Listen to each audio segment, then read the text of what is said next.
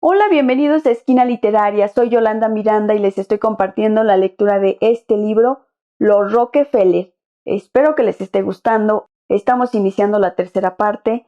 Muchas gracias por dejarme su like, compartir la lectura, dejarme sus comentarios y los invito a que me sigan en mis redes sociales.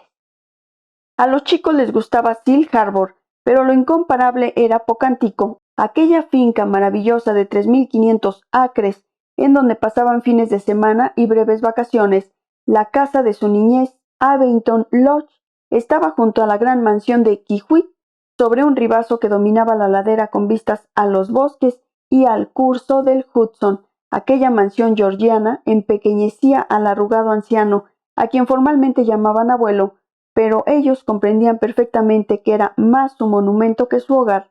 El hito de la finca, ricamente ajardinada al estilo del siglo XVIII, con arbustos ornamentales y enormes parterres de flores, naranjos de la propiedad del marqués de Oaks en Le Mans, alerces escoceses, tejos ingleses, fuente de piedra que alimentaba un arroyo artificial con lecho recubierto de azulejos y un campo de golf de 9 hoyos rodeando el conjunto. Junior había hecho construir una casa de juegos para Babs, 4 habitaciones amuebladas del tamaño de un piso pequeño, para que tuviera dónde ir cuando algunas niñas del pueblo de Pocantico Hills venían a jugar con ella. Pero cuando la gente hablaba de la casa de juegos, se referían al gimnasio de 2 pisos con piscina cubierta, cancha de tenis cubiertas y al aire libre, canchas también cubiertas de baloncesto y squash, sala de billar y bolera, que había mandado construir para los chicos. Allí fue donde jugaban de niños y se divertían de jovencitos, donde invitaban a una 50 de amigos a fiestas que animaban musicalmente orquestas que Junior hacía venir desde Nueva York, mientras que Abby aportaba las carabinas. Después, cuando Nelson ya era gobernador, los bailes carecían del carácter decoroso inicial. Un testigo de los viejos tiempos, al ver las parejas volver a la sala de baile achispadas y con los trajes de noche arrugados y llenos de hierba, comentó: «Esto no sucedía en tiempos de Mr. Junior.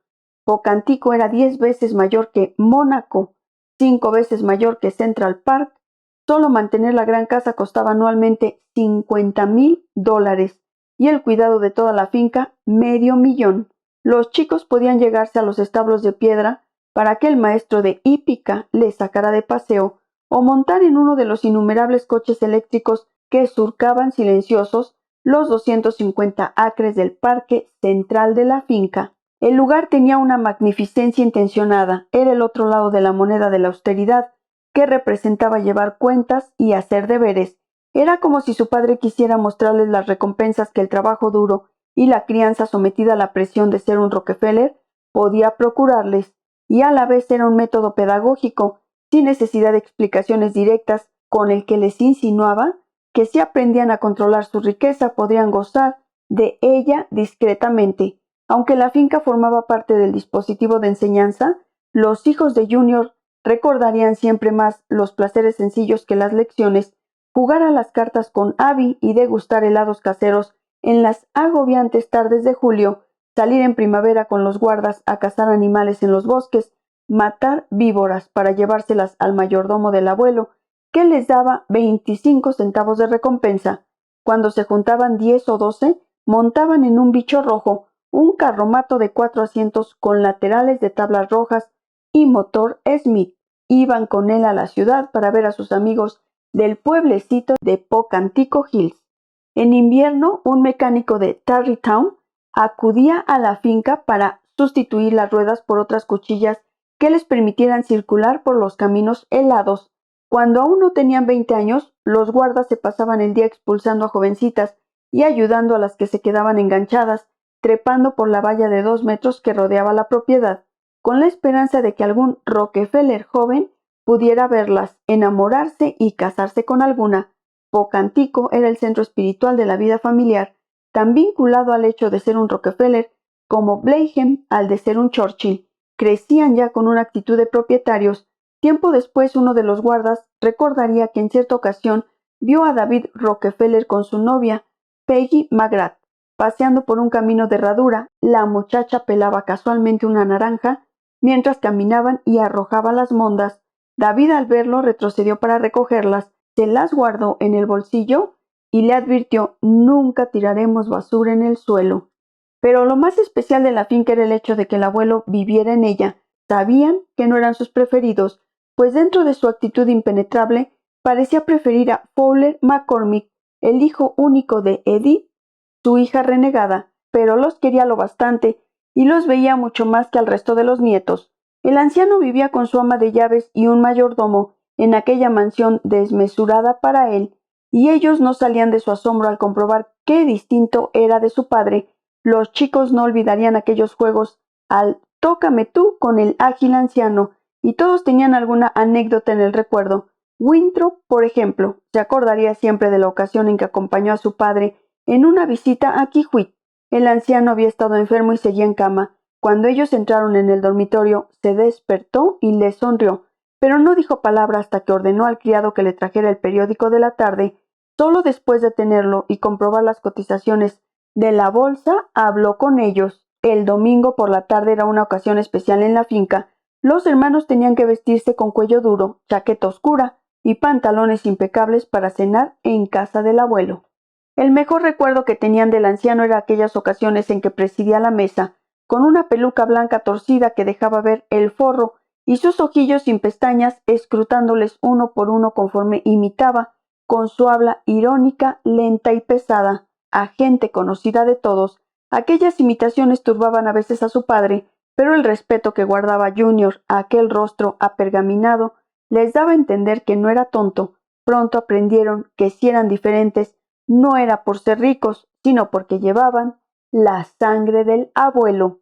A Junior le habían nacido los hijos durante la peor época de su vida, coincidiendo con los momentos de las grandes crisis de la familia. Babs había venido al mundo cuando empezaba a publicarse por entregas el libro de Ida Tarbell, Lawrence, el año de la disolución del Standard por monopolio ilegal, Winthrop, el año anterior a Ludlow, y David, en el momento de la investigación Walsh.